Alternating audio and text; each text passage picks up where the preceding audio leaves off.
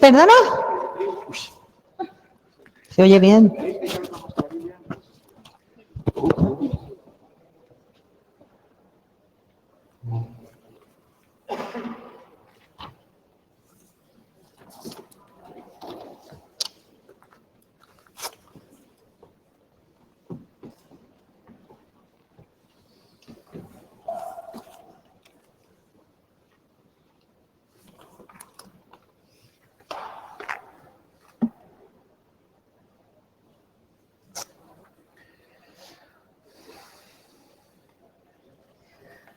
Bueno, sí. Finalmente llegamos a la última mesa sobre compliance penal e implicaciones para el derecho mercantil. Contamos con 3 magistrados que conocen perfectamente la materia y que nos van a ilustrar tanto sobre la responsabilidad de los administradores societarios, el compliance penal, los procesos de reestructuración, procesos de disolución. En definitiva, nos van a dar las pautas que deberíamos tener en cuenta, situaciones, casos prácticos, para que realmente tengamos un cumplimiento normativo en las empresas. Voy a empezar dando paso, en primer lugar, a doña Beatriz Saura Alberdi, abogada especialista en compliance penal. Muchas gracias, Eva. ¿Se me oye así? Es que como antes se ha oído muy fuerte. Muchas gracias a todos por estar aquí, a la organización, por contar conmigo. Y quiero felicitar al director del curso por haber introducido esta materia que me parece que tiene mucha importancia dentro de la concursal, aunque ahora tampoco es demasiado conocido. Cada vez el compliance va a ir a más, cada vez la responsabilidad penal de la persona jurídica se va a extender más. Ahora mismo, compliance, medidas de compliance tienen las grandes empresas. La PYME es más difícil que haya adaptado estos modelos. Solo algunas de ellas iban muy poco a poco. Pero la cuestión es que es muy elevado el número de empresas que están ya imputadas, como se decía antiguamente, investigadas penalmente por delitos comisibles por persona jurídica. Sabemos las más importantes porque salen en el telediario, tal empresa, tal otra, tales personas. Sin embargo, hay muchas otras empresas que son pequeñas, que no salen en las noticias y que están investigadas penalmente. Pensemos que alguna de las empresas en las que estáis ahora mismo llevando los concursos, puede haber una persona que esté imputada, investigada penal. Un directivo, un trabajador. Bueno, pues si ese hecho que le imputa lo ha cometido en el ámbito de su actividad empresarial, ya sea un directivo o ya sea un trabajador, lo ha hecho en beneficio directo o indirecto de la empresa, y es una de las 27 categorías que establece el Código Penal como comisible por persona jurídica. En el momento en que alguien se dé cuenta, el fiscal, la acusación particular, esa empresa va a estar investigada penalmente. Entonces, esta situación es muy delicada para la empresa porque, claro, a partir de ahí se arriesga a ser condenada y a recibir unas sanciones muy graves. Sanciones que llevan incluso hasta la extinción de la persona jurídica como tal. Por tanto, no es un tema secundario, sino un tema muy importante detectar desde el primer momento, cuando se entra en una empresa como administrador concursal, esos rincones que puede haber ahí y que en un plazo de tiempo más o menos grande pueden tener unas consecuencias muy importantes para el patrimonio de la empresa y para el desarrollo del concurso. Entonces, ¿cuáles son las medidas que hay que tomar?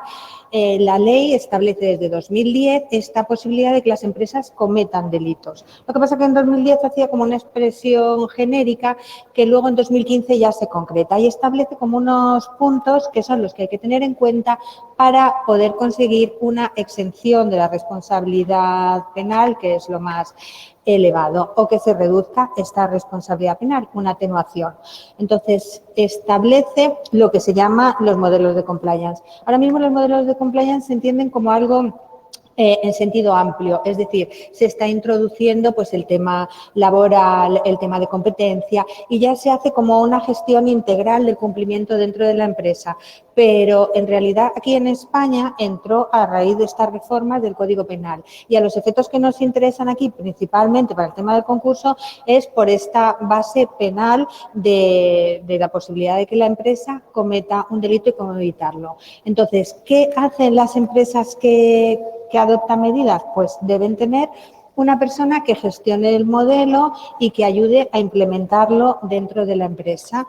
Normalmente o con frecuencia lo que se hace es con una asesoría externa y con las personas de la empresa. El asesor externo aporta la parte legal, la empresa la parte de funcionamiento de la empresa.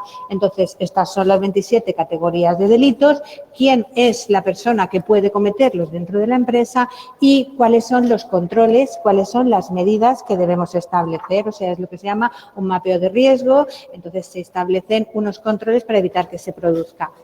Este Compliance Officer también debe introducir un canal de denuncias. El tema del canal de denuncias ahora mismo es uno de los elementos más importantes dentro del Compliance. ¿Por qué? Porque hasta ahora, a ver, el Compliance, como sabemos, no es obligatorio, o sea, es como un derecho premial. Si usted ha adoptado estas medidas en la compañía, se produce el delito, si ha hecho adecuadamente los deberes, podremos atenuarle o eximirle de responsabilidad. Pero no es obligatorio a la manera que lo sería, por ejemplo, el tema de riesgos laborales, que te hace una inspección y te sancionan. Aquí no, aquí va después que tú puedas utilizarlo en tu defensa o no. Entonces, esa es la diferencia. Sin embargo, sobre el canal de denuncias la cuestión es diferente. Aparte de que es obligatorio para empresas aseguradoras, para empresas obligadas, especialmente obligadas por la ley de blanqueo de capitales. También ahora por el tema del acoso laboral para empresas de más de 100 trabajadores, están trabajando en la transposición, que yo creo que no les va a dar tiempo antes de que sea directamente aplicable en diciembre de este año, de la directiva que se le llama Whistleblowing, la 1937 de 2019, en la que se establece la obligatoriedad de estos canales de denuncias para las empresas de más de 250 trabajadores, pero también va a ser obligatorio para toda la administración pública, que no es una cosa pequeña. Entonces, ¿qué establece esta ley? Aparte de esta obligatoriedad, lo que establece son una serie de derechos y de normas y principios de protección para la persona que denuncia. Se trata de incentivar este tipo de denuncias. Entonces, claro, se les da pues todo tipo de apoyo.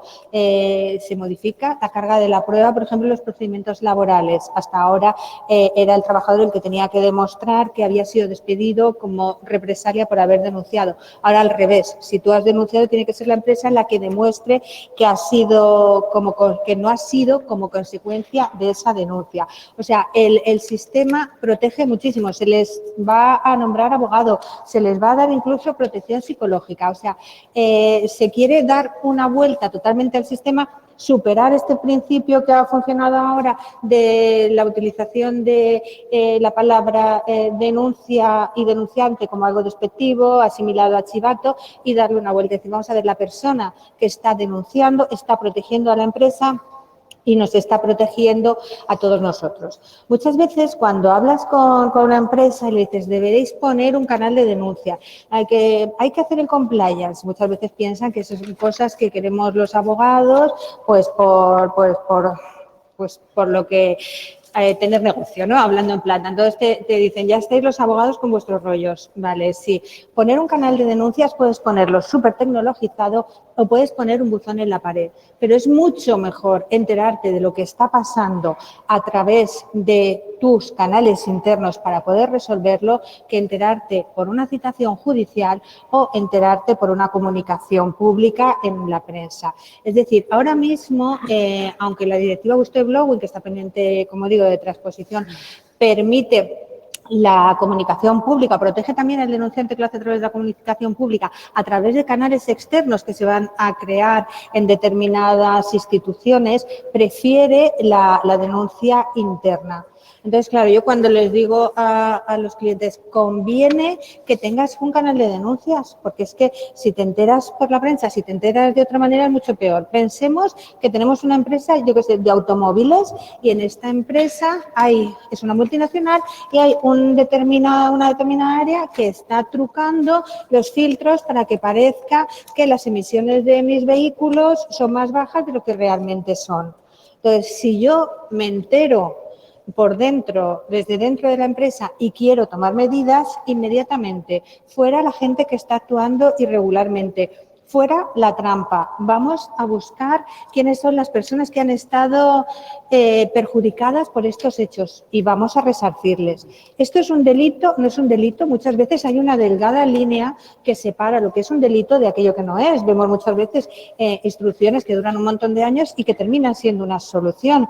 Entonces, trabajemos también cuando se reciben estas denuncias en valorar si tiene la entidad de delito y tenemos que gestionarlo como un delito y autodenunciarnos o no autodenunciarnos o cómo gestionamos la crisis penal, pero tengamos en cuenta también que muchas veces el tener esa información puede evitar unas consecuencias que pueden ser mucho más graves.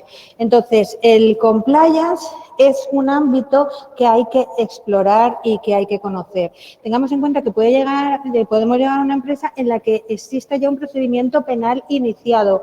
Entonces, tenemos que ver ese procedimiento penal, quién lo defiende, qué abogado lo está defendiendo, porque muchas veces, ¿cuál es la defensa que tiene la empresa frente al trabajador investigado? La empresa dirá, este señor no ha cumplido las medidas y el trabajador dirá, es que la empresa no me ha informado, no tiene compliance, no tiene las medidas adecuadas. Muchas veces esa defensa es incompatible. Entonces, si en una empresa en la que tenemos que gestionar la administración concursal hay un abogado, miremos a ver si es el mismo abogado el que defiende a la empresa y a la persona física, porque puede haber incompatibilidad y posiblemente al abogado lo ha nombrado la persona física y haya pues una preferencia hacia la defensa a lo mejor de esta persona frente hacia la defensa de la persona jurídica. Entonces, todas estas cuestiones hay que tenerlas en cuenta porque en el momento en que se empieza a gestionar una empresa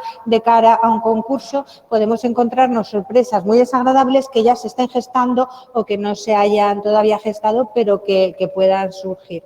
Entonces, muy importante, cada vez se crean más estos modelos de compliance, entonces acudir a que nos informe el compliance officer de lo que está ocurriendo en la empresa, si ha pasado algo, si hay algo que debamos saber, en ver qué es lo que hay en el canal de denuncias, ver qué ha pasado, ver cómo se ha reaccionado frente a una determinada denuncia, se ha modificado el modelo, se han adoptado nuevos controles, se ha dado formación, no se ha hecho nada.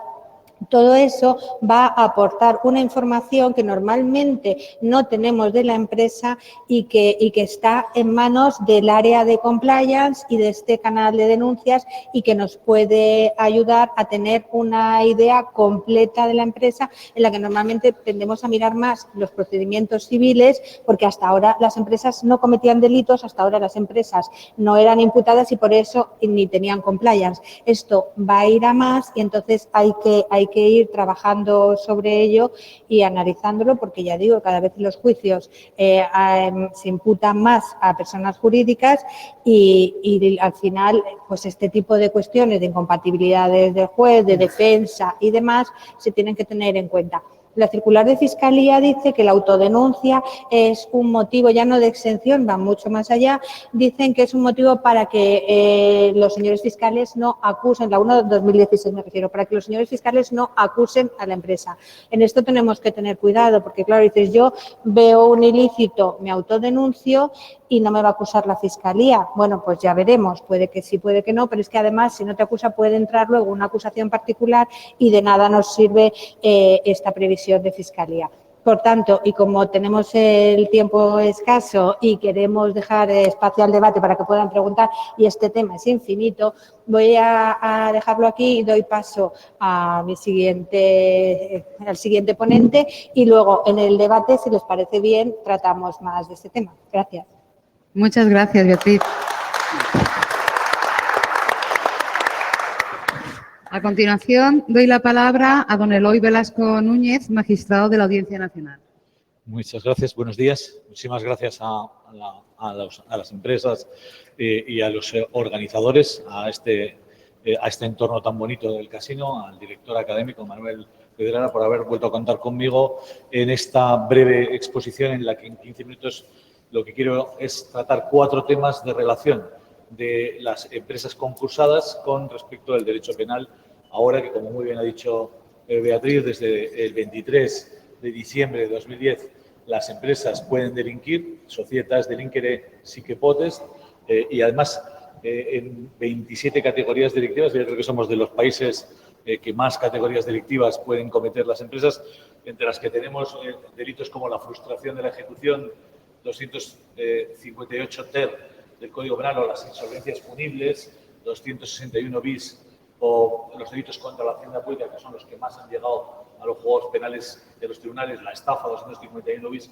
etcétera, etcétera, hasta las 27 categorías delictivas.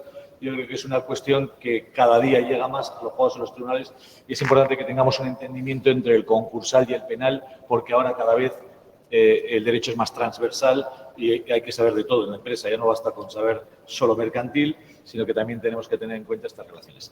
La primera cuestión es que el otro día me corrigieron en Marbella, pero creo que el promedio de vida en España de las empresas no pasa de los 10 años. Con lo cual, una empresa que se puede ver involucrada en una presunta responsabilidad penal a partir de hoy, como los jueces somos muy lentos y tardamos mucho en resolver, si se enjuicia dentro de 5 o 6 años, puede ocurrir que la empresa ya no sea la empresa que era, sino que esté en fase de liquidación, esté en fase de concurso. Y la pregunta es, ¿se puede enjuiciar a una persona jurídica que era plena, pero que ahora ya no lo es, con posterioridad? Es decir, es resolver la pregunta, la primera de las 4 cuestiones, de cuándo muere la persona jurídica. ¿Por qué? Porque el artículo 130.1.1 del Código Penal dice que con la muerte se extingue la responsabilidad penal. Luego, la pregunta que nos hacemos es, ¿y cuándo muere una empresa? Y tenemos dos líneas jurisprudenciales. Una primera, voy rápido, sentencias Audiencia Provincial de Guipúzcoa de 7 del 4 del 17. No se puede enjuiciar a las sociedades disueltas, a las sociedades extinguidas, que se extinguen cuando se cancela su inscripción en el registro mercantil. O juez de lo penal 9 de Oviedo, sentencia 9 de marzo de 2015, desde el auto de apertura de la fase de liquidación de la sociedad, y salvo que haya fraude, ya no se puede juzgar a la empresa porque la empresa se ha extinguido. O sentencia de 1 de julio del 17 del Juzgado de Primera Instancia de Instrucción número 1 de la Puebla de Sanabria, desde el auto de apertura de la fase de liquidación, y salvo que la liquidación o la disolución, sean cubierta o aparente, ya no se puede enjuiciar a la persona jurídica. Sin embargo, y frente a esta tesis de, digamos, la jurisprudencia menor, tenemos la otra línea que yo comparto más, está conformada por sentencias de mayor envergadura, en que nos viene a decir que no, que persiste la personalidad de la persona jurídica de la sociedad, aunque se haya disuelto o aunque se haya cancelado registralmente, mientras no se agoten las relaciones jurídicas de las que la sociedad es titular, es decir, hasta que no se depuren todas sus deudas o créditos, hasta agotar todas las relaciones jurídicas entabladas por la sociedad. Por lo tanto, la cancelación registral, que es un acto meramente formal, no tiene efectos sanatorios, y solo cuando la liquidación se hace adecuadamente efectiva, entonces es cuando podemos hablar de una extinción efectiva, muerte de la persona jurídica, es decir, no responsabilidad penal. Esto lo dicen resoluciones de la Dirección General de Registros y Notariados de 13 del 5 del 92, de 13 del 4 de 2000, pero también el Tribunal Supremo, Sala de lo Civil, de 25 de julio del 12, de 20 de marzo del 13, etcétera. Es decir, los liquidadores continúan mientras surjan las obligaciones sobrevenidas o pendientes. Y la cuestión se trató de cerrar en una resolución, en una sentencia, del Pleno de la Sala Primera de 24 de mayo de 2017, que dice: a pesar de que hubiera cancelación registral, si siguen persistiendo relaciones jurídicas, no hay pérdida de la personalidad jurídica y, por lo tanto, cuando quiera que aparezcan nuevas reclamaciones pendientes o pasivos sobrevenidos, etcétera, etcétera, se vuelve a rehabilitar, se vuelve a poner en marcha la personalidad jurídica. E incluso ha llegado el problema a la Sala Segunda, a la Sala de lo Penal del Tribunal Supremo. Lo cuento muy rápido, es un caso en que una sociedad se querella contra un administrador por un delito societario y pasa tanto tiempo, tardamos tanto los jueces en juzgar las cosas, que pasa tanto tiempo que el día en que le pasan la causa penal a la acusación para acusar, ya está concursada la empresa y se ha disuelto la empresa acusadora. Y sin embargo, hacen escrito de acusación los representantes de la empresa, y entonces la defensa le dice al juez: oiga, no habrá juicio oral porque primero el fiscal no quiere acusar y el único que quiere acusar es la acusación particular, pero como la acusación particular ha perdido la personalidad jurídica, no hay nadie que esté ejerciendo la acusación contra mí. Bueno, el asunto llega a la Sala Segunda, Tribunal Supremo, ponente magistrado Monter de Ferrer, sentencia de 5 de marzo del 2019, dice: es indiferente que se hubiera disuelto ya la personalidad jurídica de la empresa acusadora porque tiene o mantiene capacidad para ser parte acusadora, aunque la empresa se haya extinguido, porque se puede recuperar la personalidad jurídica, se puede proseguir si persisten actuaciones en defensa de los intereses patrimoniales. Es decir, oiga, como consecuencia de ese delito societario igual le sale un crédito a favor de la empresa y, por lo tanto, la liquidación no había sido tan definitiva porque queda por ahí una expectativa de crédito, un crédito pendiente. Más rápidamente, la segunda cuestión es, yo creo que la ha tocado ya también Beatriz, ¿quién representa a la empresa concursada en un proceso penal? Entonces, yo interpreto que, efectivamente, igual en la misma línea que ha adelantado Beatriz, que puede darse un conflicto de interés entre la propia entidad, que aunque ya esté suspendida o se haya intervenido en el artículo 128 del Real Decreto, como la finalidad es salvar o liquidar, tiene unos intereses muy distintos de la de los directivos, que pueden tener sus propios intereses, seguramente que van a ser coimputados y, por lo tanto, pueden tener derecho a su propia representación. Y, por lo tanto, yo interpreto que la concursada puede tener también un abogado y un procurador propio distintos de los propios administradores. Sin embargo, la única sentencia que he encontrado en las 300, 400 que se han puesto en estos 10 años de la Audiencia Provincial de Barcelona, sección quinta de 16 de noviembre del 2018, no es que obligue, pero valida la actuación del juez de Granollers. En definitiva, el juez de Granollers había dicho: le voy a dejar a la concursada que se autodefienda, pero con un abogado de oficio. Y el abogado le decía: no, yo que represento a la empresa quiero poner un abogado de confianza, y no le deja el juez de Granollers, le obliga a poner un abogado de oficio. Entonces, cuando recurre a la Audiencia Provincial de Barcelona, la audiencia convalida, pero convalida porque dice: en el fondo has tenido un abogado, aunque no fuera el de tu confianza, has estado defendido, no se te ha causado indefensión. Yo no comparto mucho esta cuestión porque creo que hay un conflicto de interés y se le debía dejar tener, estamos hablando de penal, una representación y un abogado distinto a la concursada que a los directivos. La tercera cuestión, que es una queja que se hace sobre todo a los que investigamos empresas mezcladas en altos delitos en la Audiencia Nacional. He llevado varios asuntos y tú también, Alejandro, de empresas, estoy pensando en Andalucía, estuvimos en Mercasevilla o en los camiones de Murcia, en los camiones de Almería, etcétera, etcétera. Empresas vinculadas al sector primario del transporte de hortalizas que aprovechan los viajes al sur, a Marruecos, pues que vienen, sí que vienen pimientos, vienen tomates, pero también viene un poco de hachís en medio y de repente, pues oye, se le imputa a la empresa por tráfico de drogas, ¿no? Y claro, los bestias de los jueces de instrucción que hacemos, pues embargar absolutamente todo. Imaginaros una empresa de transportes, 40 camioneros, 50 camiones. Si nos embargamos todos los camiones, congelamos las cuentas bancarias, etcétera, etcétera, al mes siempre te viene un abogado a decir: señoría, por su culpa, eso es lo único que a mí siempre me ha molestado, por su culpa vamos a tener que declarar concurso porque, claro, no tenemos ni activos ni podemos continuar con la actividad. Bien.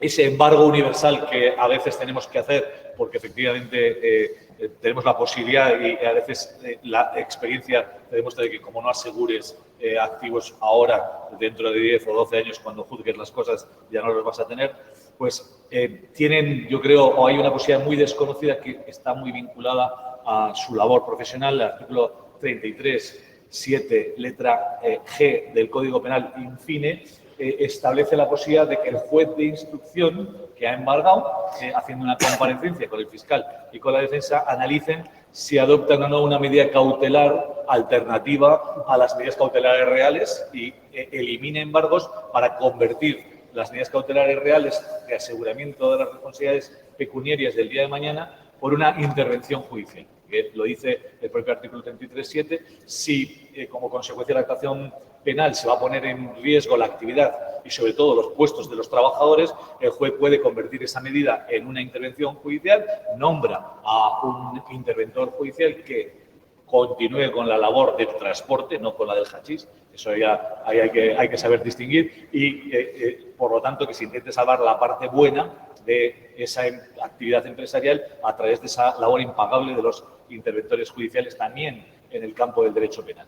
Y la última cuestión rápidamente, sucesión de empresa, muy interesante el tema, porque artículo 132 del Código Penal, les va a parecer muy bestia, pero lo dice, en caso de transformación, fusión, absorción o escisión de la persona jurídica, no se extingue la responsabilidad penal, sino que se traslada a la nueva formación atemperadamente. Claro, esto desde un punto de vista penal, no desde un punto de vista del derecho privado, que yo entiendo que si tú compras una empresa, pues tienes que hacerte cargo de los trabajadores, de las deudas, etcétera. Pero la pregunta es, ¿y si yo compro una empresa, me tengo que hacer cargo de los antecedentes penales de la que he comprado o tengo que responder por una responsabilidad penal de algo que todavía no se ha juzgado porque he heredado? Es una cuestión absolutamente compleja porque el artículo dice eso que hemos dicho y en la Audiencia Nacional hemos tenido la suerte de tener varios casos para resolver esto y hemos adoptado las dos medidas porque hay que distinguir en función de si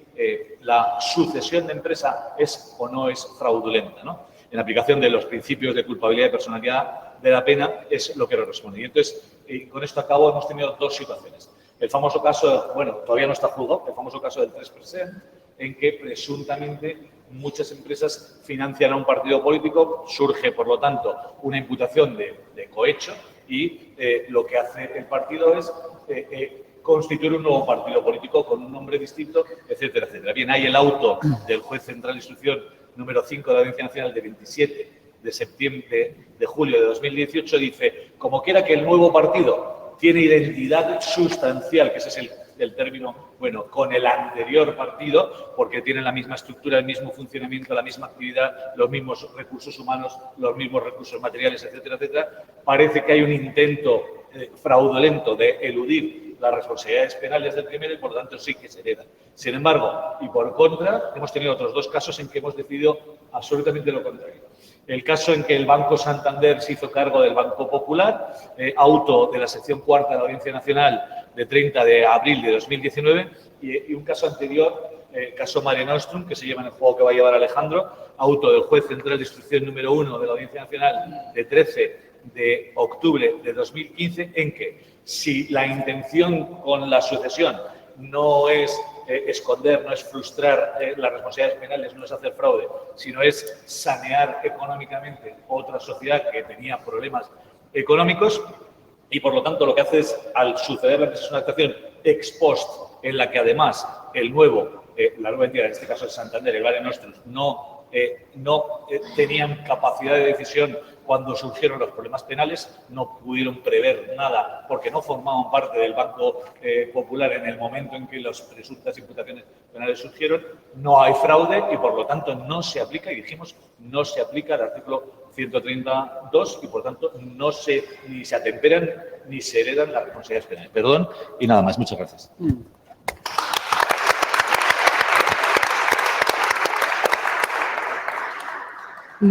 Muchísimas gracias. Un minuto sobraba, o sea que es totalmente a tiempo. Bueno, a continuación le voy a dar la palabra a don Alejandro Abascal Junquera, magistrado de la Audiencia Nacional.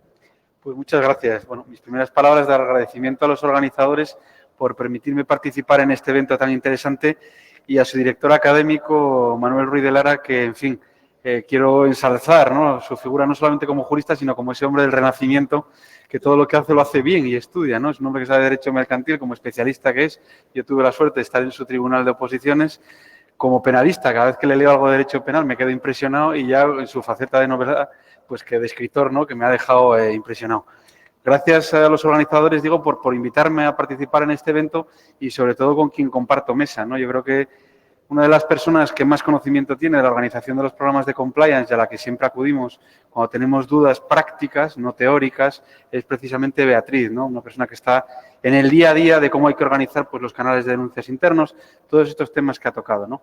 Y bueno, con Eloy, que es mi padre espiritual, esto tiene una vertiente positiva, una vertiente negativa. La positiva, que bueno, puede decir que tiene un discípulo, la negativa, que todo lo malo que yo haga se lo tendréis que atribuir a Eloy, ¿no? Me acogió en sus pechos en el 2016 en la Audiencia Nacional y desde entonces pues no me ha conseguido echar, ¿no? Entonces, bueno, me aguanta y me soporta por los pasillos. El tema de hoy es un tema muy interesante, como decía Beatriz, claro, nos daría para días enteros de debate, ¿no? Porque se mezcla lo que es la delincuencia empresarial, el derecho penal económico, que es una realidad que además Eloy en el Central de Instrucción 6 la vivió muy de cerca. Entramos de repente en el 2010 con esa reforma que nos mete en la responsabilidad penal de las empresas, que nunca habían estado en el proceso penal, y nos da el legislador 4 herramientas que ha explicado muy bien Beatriz, pero no nos da un estatuto procesal, ¿no? Entonces, yo creo que los jueces, salvo gente muy atrevida como Eloy, cuando llevó el caso aquel de Globalia, que fue, en fin, complicada en la instrucción, ¿no? Y la conformidad que luego se alcanzó, pues no teníamos herramientas para investigar a las empresas ni a los administradores. Esta es la realidad, ¿no? Es verdad que luego viene la reforma de la Ley de Enjuiciamiento Criminal del 2011 con el Estatuto Procesal y empiezan a ver las primeras sentencias del Tribunal Supremo. Bueno, Bea decía, ¿y por qué es importante esto? Bueno, Bea, yo te diría, 3.000 millones de euros en multas llevamos ya en los juzgados, ¿no? Y es firmes. O sea, quiere decir que esto irá cada vez más, ¿no? Y luego lo que decía Eloy, ¿no? Las consecuencias que tiene para las empresas, pues el no tener un programa de compliance y el no estar al cabo de lo que es la reforma y la jurisprudencia, ¿no? Que yo creo que es verdad que nos han encomendado a los jueces una labor que no nos tocaba, no nos correspondía. Si el legislador, aparte de copiar el sistema americano con tintes italianos, pues hubiera seguido lo que era el entorno europeo, ¿no? Como decía antes Eloy, pues nos hubiera solucionado muchísimos problemas. Fijaros, ahora Eloy nos hablaba del tema de la transferencia de la responsabilidad penal, ¿no? Los supuestos de sucesiones de empresas. Claro, este rollo del 130.2 utilizaron términos que tú acabas de utilizar del ámbito mercantil, pero los utilizaron mal en el ámbito penal. ¿Cómo lo arreglan los americanos? Que son el primer caso de personas jurídicas, de imputación de una persona jurídica en Estados Unidos, 1909, el tema aquel del tranvía de Nueva York. Bueno, claro, ¿ellos qué hacen? Ellos establecen reglas temporales, ¿no? Por ejemplo, en el estado de Illinois, 5 años después de la sucesión de empresas, ya no se le pueden imputar delitos a la sucesora, ¿no? O en Delaware, 3 años. Incluso esto lo llegan a matizar. Ellos qué hacen también, dan la importancia de las due diligence, como hicisteis en la sala, como también con el caso de Banco Popular. Oiga, ¿usted cuando compró esa empresa qué hizo? ¿Qué analizó? ¿Hizo algo? Bueno, pues ellos lo tienen establecido después de la sentencia Vernon contra Schuster, en fin, del Tribunal Supremo Americano. Pero bueno, es decir, que el legislador podría esforzarse un poco para no obligarnos a los jueces de lo penal a tener que absorber conceptos que vienen del ámbito mercantil. Claro, Eloy, te has metido en un tema que es muy complicado, ¿no? El de la extinción de la responsabilidad penal, claro. El legislador nos dice eso, ¿no? La disolución, dice. Claro, luego te vas a la Ley de Sociedades de Capital y dices, bueno, el artículo 5 de la Ley de Sociedades de Capital permite que continúe en el tráfico jurídico. El artículo 395 habla del acuerdo extintivo, pero ahora nos sacas la jurisprudencia de la Sala Primera y dice, no, pero siguen teniendo. Y dices, oiga, ¿y dónde nos quedamos los penalistas, no? Que siempre nos han atribuido además que somos de brocha gorda, cosa absolutamente falsa. Bueno, el problema yo creo que es eso, ¿no? Una deficiente regulación en el ámbito penal, motivada por las prisas, como siempre, y que, en fin, nos arrastra, ¿no? Claro, esto de la persona jurídica, que ya es complejo de por sí, ha influido también en la responsabilidad penal de los administradores, ¿no? Desde el punto de vista económico que trataba antes Eloy, claro, pues ¿por qué? Pues por las multas, ¿no? El sistema de multas proporcionales, antes lo teníamos muy fácil, se la cascábamos solamente al administrador, al empresario, y se acabó la historia. Ahora hay que repartir con la persona jurídica, ¿no? Y se te plantea el problema del non bis in idem. ¿Qué más problemas? Pues es que, claro, problemas hay miles. Conflicto de intereses que acaba de dibujar Eloy, ¿no? Esto a nosotros se nos plantea constantemente. Ha pasado recientemente con la audiencia de Pontevedra un caso de un delito fiscal en el que el administrador nombra como representante especialmente designado y abogado, se nombra a él. Claro, es el dueño de la sociedad y dice, pues mire, yo también soy el representante legalmente designado y el abogado es el mío. Y dices, oiga, ¿hay un conflicto de intereses, sí o no? ¿Y si esa empresa entra luego en concurso? ¿Quién va a representar? O sea, hay... Con esto también quiero animarte, Manu, a que generes más foros de discusión y nos dejes a los penalistas opinar. Bueno, en fin. Bueno, ¿cómo ha influido el tema de la responsabilidad penal de las personas jurídicas para los administradores? Bueno, ha influido de manera directa, es evidente, ¿no? porque yo creo que se ha realizado un examen más detenido, antes lo dibujaba Eloy muy bien, ¿no? Con el principio de la culpabilidad, ¿no? El problema que había con los administradores es que se estaba acudiendo a una especie como de responsabilidad objetiva por el artículo 31 del Código Penal, en el que se decía, bueno, cuando interviene una persona jurídica, como no podemos imputar a la persona jurídica porque no se le podía imputar, lo que hacíamos era cogías al administrador de derecho y flash. Decías, le imputo el delito que ha cometido esa persona jurídica, ¿no? Con esto de las personas jurídicas, pues todo ha entrado precisamente en un proceso de revisión y de sofisticación, ¿no? ¿El problema dónde está? El problema está en el artículo 31 del Código Penal, ¿no? Que dice, antes de esto de las personas jurídicas, dice que el que actúa como administrador de hecho de derecho una persona jurídica o representante voluntario o legal de la misma, responderá de los actos de esa persona jurídica, aun cuando no concurran en él las condiciones, cualidades o circunstancias que exija el tipo penal. Esto llevaba, antes de la reforma del Código Penal en materia de personas jurídicas, pues que eso, ¿no? Acreditada la existencia de un delito por una persona jurídica, inmediatamente imputábamos al directivo correspondiente. Bueno, la jurisprudencia en esta materia es clara como en las personas jurídicas. Aquí la responsabilidad es por el hecho propio. ¿Qué ha hecho usted? ¿No? El principio de culpabilidad. Si nosotros tenemos un informático que entra en los servidores de la otra empresa rival, por así decirlo, competencia, ¿no? Y accede a los archivos informáticos que tienen esa protección de secreto, ¿no? Pues ha cometido un delito del 278. No se lo vamos a imputar al presidente de esa compañía ni a ese directivo, ¿no? ¿A qué se está refiriendo el artículo 31 del Código Penal cuando habla de esa representación y esa posible imputación cuando tú no tienes las condiciones, cualidades o circunstancias que te exige el Código Penal? A los delitos especiales. Antes hablaba hoy de la frustración de la ejecución, ¿no? Oiga, si una sociedad es deudora y levanta sus bienes para no pagar a los acreedores, es verdad que ahora se puede imputar a la persona jurídica, pero dices, oiga, ¿y el administrador que ha cometido el delito, como imputa a la persona jurídica, no le imputo? Sí, oye, pero es que él no era el deudor, era la persona jurídica. Ahí es donde entra el artículo 31. Es un delito especial. Caso más sencillo todavía, los delitos contra la hacienda pública, el que defrauda un impuesto de sociedades, el administrador de derecho, que comete un delito del 305 del Código Penal a través de una sociedad, dice, ya, oiga, pero es que el deudor era la sociedad, y el 305 dice que, pues eso, ¿no? El que defraude a la hacienda pública, estatal, autonómica, foral, local, eludiendo el pago de tributos a que viene obligado. Dice, no, pero la responsable, o la deudora, mejor dicho, es la sociedad, y esto es un impuesto de sociedades, ¿no? ¿Cómo se puede imputar al administrador de derecho? Por el artículo 31 del Código Penal. Resumen de esto, lo que quiero decirles es que cuando hablamos de la responsabilidad penal de los administradores hay que tener en cuenta, por una parte, el acto propio o hecho propio, ¿no? Como principio fundamental en el derecho penal, que esto rige desde tiempos inmemoriales, y luego esa posible imputación que pueden sufrir los administradores de las sociedades con el tema de la actuación en nombre de otro, ¿no? Pero tiene que ser una actuación claramente delimitada en su ámbito competencial. Lo que no se puede establecer, como pasaba con las personas jurídicas al principio, es una suerte de responsabilidad objetiva. Oiga, acreditado que se ha cometido un hecho de los 27 que decía Eloy, dentro de una empresa imputamos a la empresa. No, mire usted, la empresa responde por el hecho propio. ¿Y cuál es el hecho propio? Pues no tener el programa de compliance adecuado. ¿Vale? ¿Cómo funciona esto conforme al artículo 31 con los administradores de las sociedades? En esos supuestos de los delitos especiales propios, con dos criterios. El dominio del hecho. ¿Tenía usted el dominio del hecho, sí o no? ¿Pudo usted realizar actuaciones tendentes a evitar la comisión de ese delito? Y, en segundo lugar, y como complemento del mismo, ¿estaba dentro de su ámbito competencial, sí o no?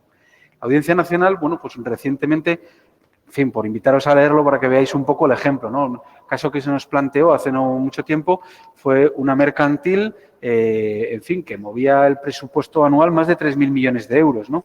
A petición de la Fiscalía Anticorrupción se interesó la imputación del presidente de la compañía por una serie de indicios que, cuando se le llamó a declarar y se aportó la documentación, los estatutos de la compañía, el ámbito competencial de ese directivo, en fin, se le archivó el procedimiento, ¿no? Es una resolución del 13 de enero del 2020 del Juzgado Central de Instrucción número 6. Ahí se desglosa y se analiza perfectamente esta actuación en nombre de otro y hasta qué punto no puede ser una suerte de responsabilidad objetiva, ¿no?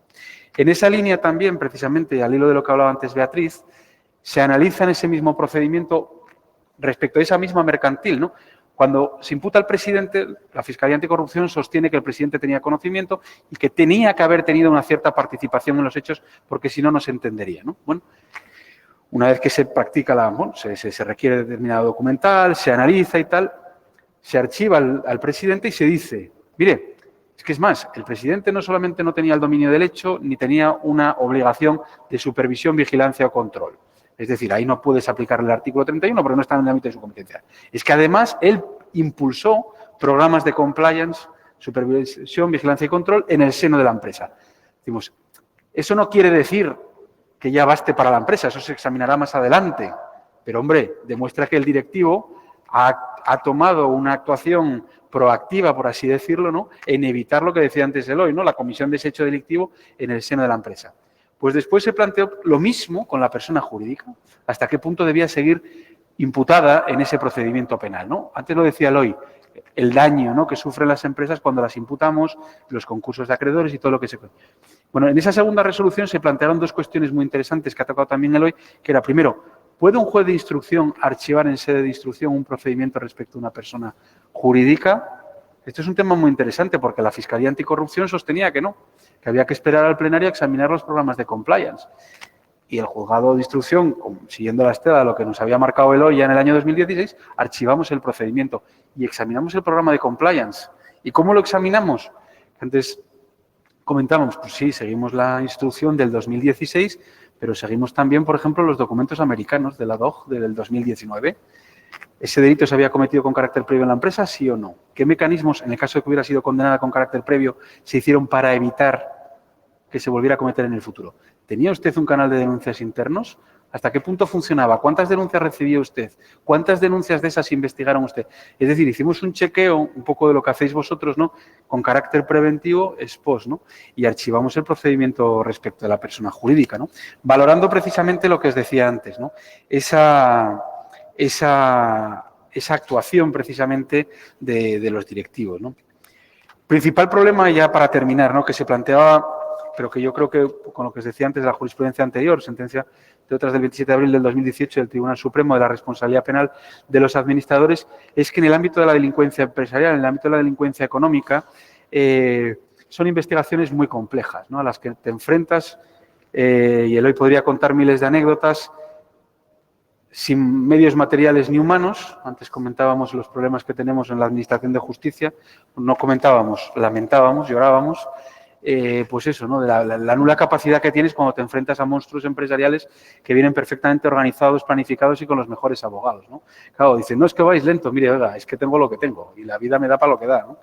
Y luego los problemas de investigación, claro, en el ámbito empresarial, ¿no?, con la delimitación de las funciones, con los problemas que plantean interpretativos de la ley de sociedades de capital, de quién tiene la competencia, cómo se desdibujan muchas veces las decisiones entre diferentes personas dentro de las compañías, y eso hace, pues eso, ¿no?, que las instrucciones en el ámbito económico empresarial sean francamente complejas. Dicho lo anterior, en lo que no podemos caer es en interpretaciones sencillas de derecho penal medieval de responsabilidad objetiva, ¿no? Pues como ha cometido el delito la empresa, pues me llevo por delante al presidente correspondiente o al directivo correspondiente, ¿no? Esto, como os decía antes, hay que utilizar siempre esos dos criterios de supervisión y dominio del hecho para atribuir dicha responsabilidad penal. Bueno, creo que he cumplido con el tiempo, incluso le he regalado un minuto a Eloy, a efectos de que se pueda generar el debate o abucheo correspondiente. Así, muchas gracias.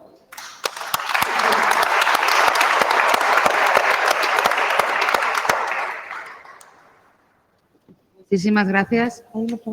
¿Alguna pregunta?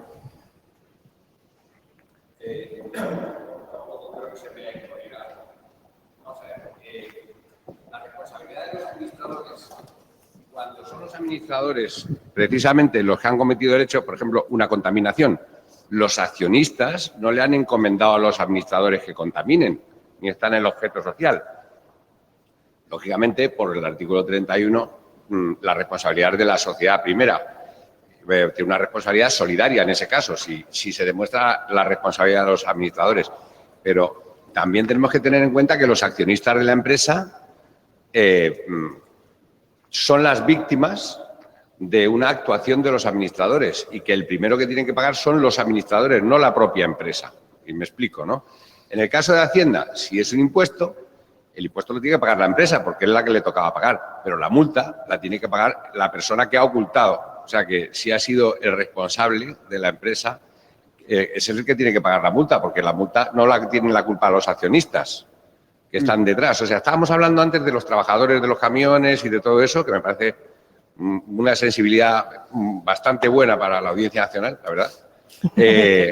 Me ha sorprendido para bien, ¿no? Ese tipo de cosas. Yo he estado mucho en la audiencia, ahora ya no estoy tanto, pero ahí ahora mismo nace esa polémica que es responsabilidad de los administradores, responsabilidad de la empresa, víctimas los accionistas. Segunda parte. Es cierto que según las últimas teorías, las empresas liquidadas, la liquidación es una ficción, ¿no? Una ficción formal. El Tribunal Supremo lo ha puesto muy claramente después de muchas teorías de la Dirección General y tal.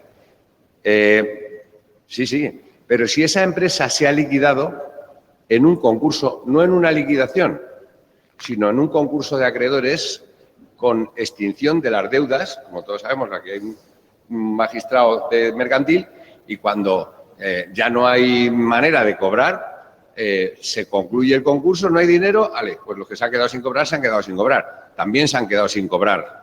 O sea, aunque abra la empresa, también se han quedado sin cobrar lo que ha nacido nuevo, ¿no? Es decir, que muchas veces es inútil. ¿Para qué voy a abrirla otra vez si ya se liquidó en un concurso un juez supervisor? ¿Qué más me da que haya 30 millones que haya 31,5? Se hubiera quedado sin cobrar de todas formas, ¿no? A no ser que se haya repartido, una parte de ese reparto lo hubiera tenido que tocar. Pero ¿cómo volvemos atrás? ¿A volver otra vez a coger el dinero que se ha repartido para volverlo a repartir? Eso es imposible. O sea, es decir, que tenemos las dos cuestiones, que es una cosa que yo creo que debería tocar desde el punto de vista penal, porque yo veo mucho penal relacionado con el mercantil y esas dos cuestiones las toco bastante. La responsabilidad de los administradores por encima de la empresa. La empresa puede repetir contra los administradores, puede repetir contra ellos, pero vamos a poner por delante el sentido común para los magistrados o la gente que lo juzga. Oiga, primero voy a por los administradores, que son los culpables. No, pero, yo explico. Lo que realmente ha cambiado a partir del 23 de diciembre de 2010 es que al introducir la responsabilidad penal de la persona jurídica estamos creando un litisconsorcio pasivo en el que hay una segunda entidad, ahí no física, sino natural, que es la persona jurídica que va a tener que... sí. Pero el sistema es como es decir, a partir de ahora, lo que has dicho tú, el administrador ordena verter en el agua del río estos residuos porque llevarlo por los cauces que dice la ley nos costaría mucho dinero y, oye, yo os ordeno que tiréis los escombros ahí al río y contaminéis el río. Y dices, claro, yo no sé si los socios capitalistas hubieran autorizado que el responsable de la empresa hubiera hecho esa barbaridad. Pero la cosa es que temporalmente, como pasa en la política, tú eliges para un tiempo al político y no sabes luego si va a cumplir o no el programa político que tiene. Por lo tanto, el sistema dice, a partir de diciembre de 2010, respondéis los dos, cada uno con sanciones muy distintas. El empresario va a ir a la cárcel por haber contaminado y a ti, empresa, te voy a poner una multa y lo peor no es la multa, que es la sanción obligatoria, sino cualquiera de las 6 interdictivas. Es que el juez me puede cerrar la empresa, es que el juez me puede intervenir la empresa, es que el juez me puede disolver la empresa incluso, cosa que no ocurriría nunca con la persona física. ¿Qué pasa? Que yo voy a tener que pagar un capital como multa sí o sí, aunque haya oposición de un sector minoritario de socios que hubieran dicho, oiga, nosotros nos oponíamos a esa línea de este nuevo administrador, pero como somos los minoritarios, no nos hace ni caso el administrador mayoritario y por lo tanto ejecuta lo que le da la gana. Mercantil y civilmente le podrás luego reñir e incluso pedir una acción de responsabilidad civil a ver si recupero el dinero que hemos dejado de pagar. Pero tú ese año te han puesto una multa y no has repartido beneficios. Entonces, ¿por dónde está el enganche? Que eso es lo interesante de la segunda reforma, la de 2015, cuando verdaderamente el compliance se empieza a desarrollar con el artículo 31 bis 5 que establece cuáles son los 6 requisitos. El enganche está en que ahora el capital debiera de obligar también a los gestores, a los administradores, a aplicar medidas de compliance y de gusten o no, de manera que, como en alguna sentencia ya he leído, se les ponga obstáculos a los propios gerentes para poder cometer delitos aunque quieran ellos cometerlos. De manera que, si tienes un plan de compliance bien hecho y ahí el capital en las juntas universales anuales tienen que preocuparse, y hemos dicho muchas veces que el compliance officer puede ir a las juntas y puede reportar directamente no solamente a los administradores, sino también a los propios socios, que son los que lo soportan económicamente. Si el plan de compliance está bien hecho y pone obstáculos reales a la causación de delitos y es auténticamente preventivo, es un instrumento que no solo defiende a la empresa, sino también defiende a los intereses del propio capital. Y luego, ahí lo ha dicho muy bien Alejandro, hay una corrección en el propio artículo 31 ter del Código Penal para evitar eso que a ti te ha parecido injusto, que es que a partir de 2012 se cobra 2 veces la misma multa. Por un mismo hecho. Antes solo se la cobrábamos al administrador, ahora se la cobramos, además del administrador, al capital. Vamos a coger una sociedad de capital, porque en las unipersonales puede ser que las pague incluso hasta la misma persona. Y es que, si dice el 31 ter del Código Penal, si a la persona física y a la jurídica se les impone la multa, se modulan, se reduce. Es decir, para que no sean 2 veces la misma multa. Pues nosotros en la Audiencia Nacional tenemos asuntos en los que igual tenemos 40 imputados, ponerle a 40 imputados la misma cantidad que dice el Código Penal es cobrar 40 veces la misma cantidad.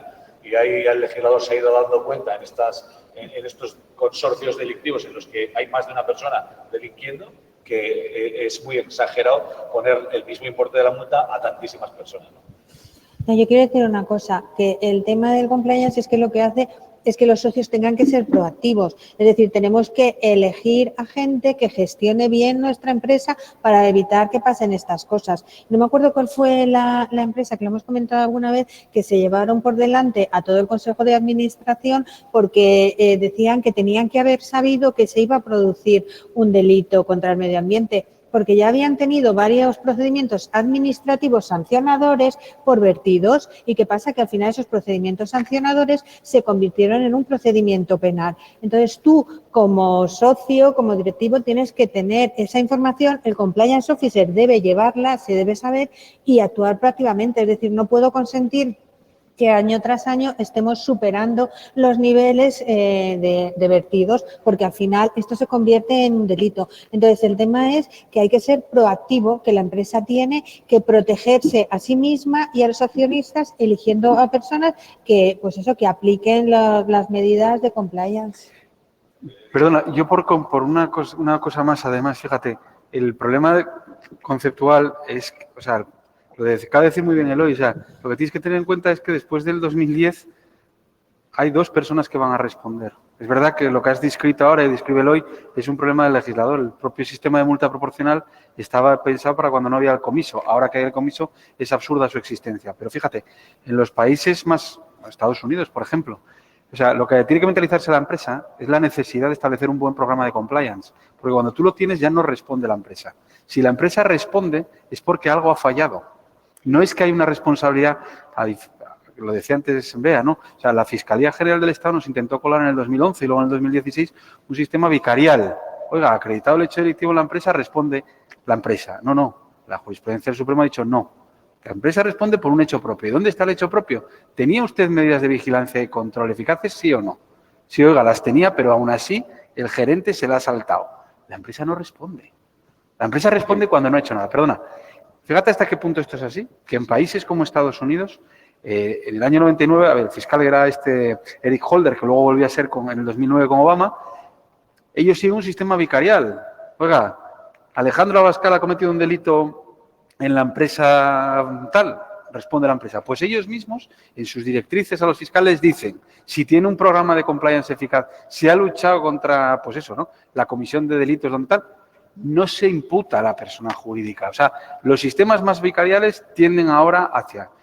Perdona, y luego una cosa que ha dicho Bea muy importante, claro, la empresa está vendida ahora mismo, porque España sigue un sistema a camino entre el sistema vicarial y de la autorresponsabilidad en el que no tiene seguridad jurídica.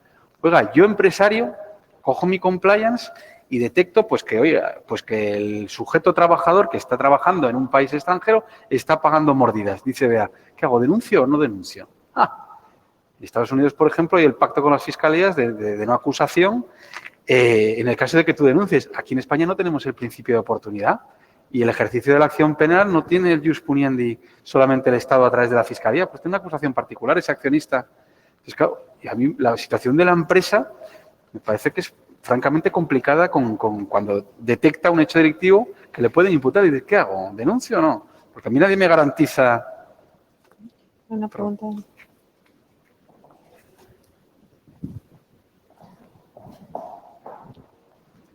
Buenas tardes, muchas gracias.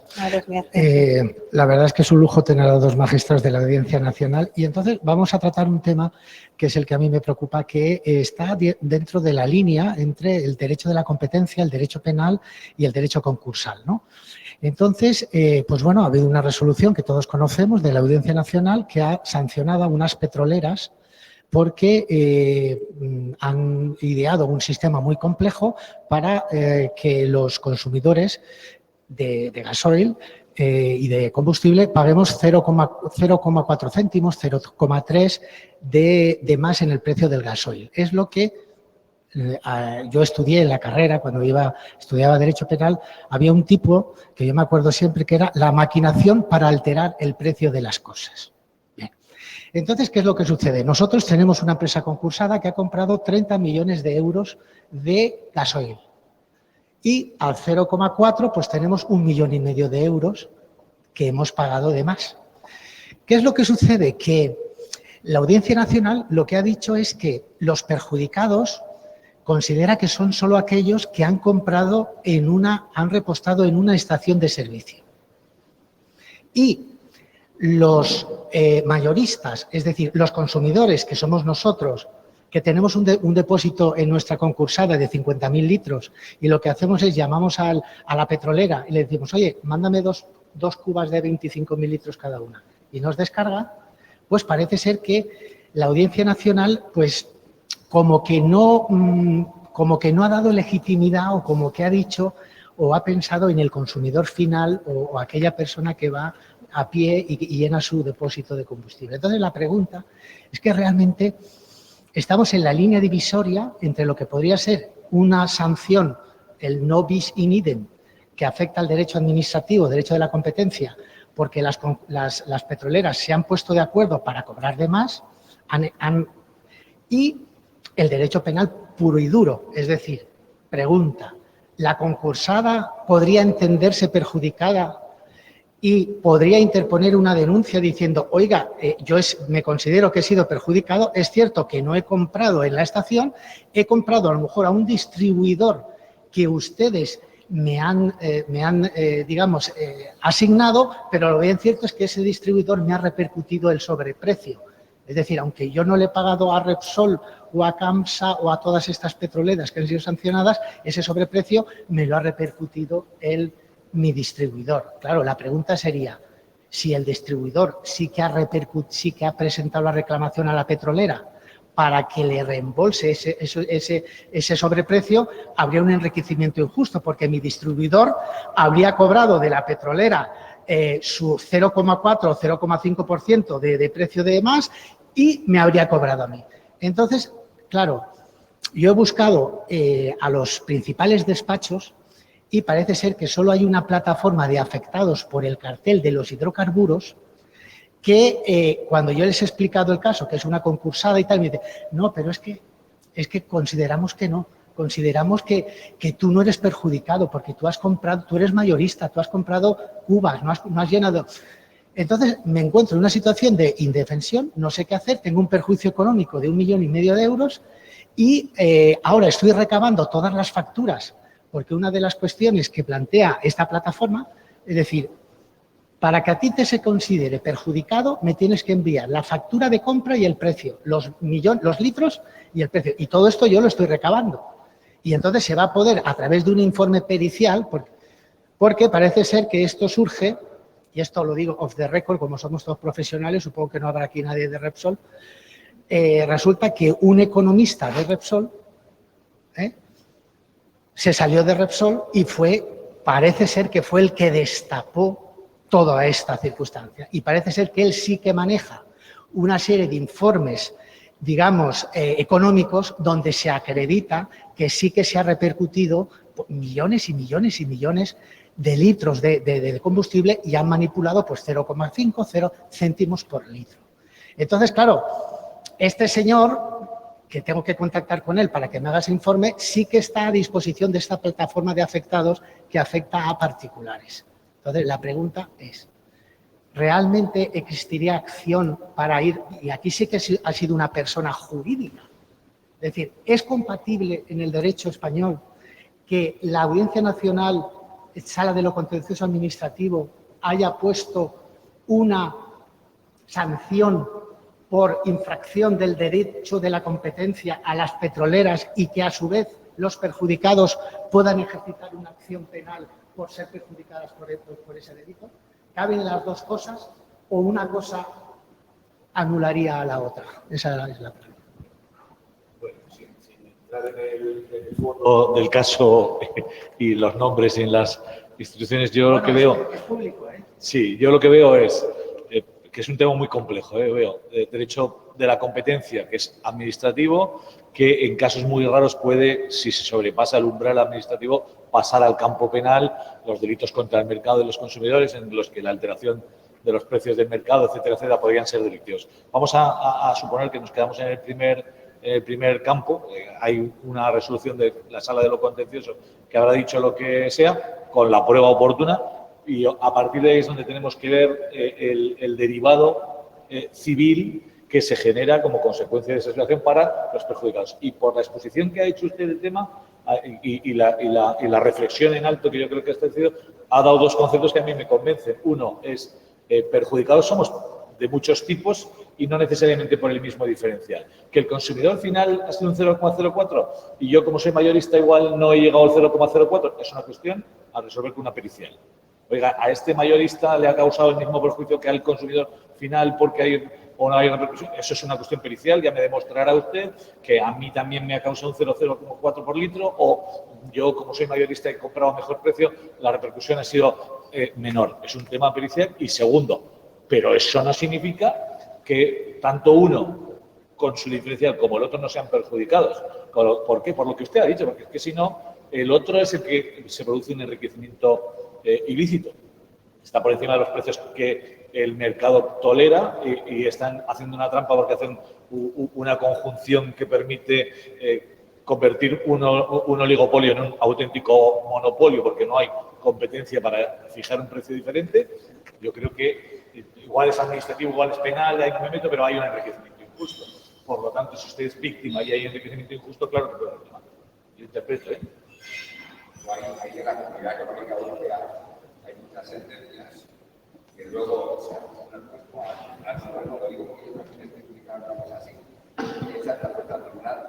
al Tribunal Supremo y por la modificación de los precios, precisamente por el cártel que estamos hablando, que además de la competencia, o sea, es decir, porque han cogido cautivas muchas gasolineras y muchos distribuidores y les han obligado a poner unos precios que, claro, lógicamente ha llegado otro al lado, ha puesto y ha vendido más barato que ellos y les ha quitado, que es el perjuicio del mayorista, ¿no?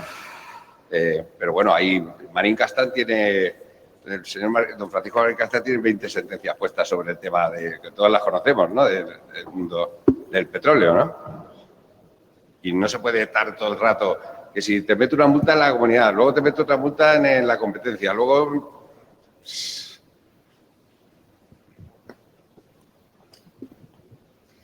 Bueno, pues muchísimas gracias. Hemos llegado al final de esta última mesa. Podríamos estar aquí debatiendo muchísimos temas porque estos son temas de actualidad, pero hasta aquí hemos llegado. Muchísimas gracias a todos.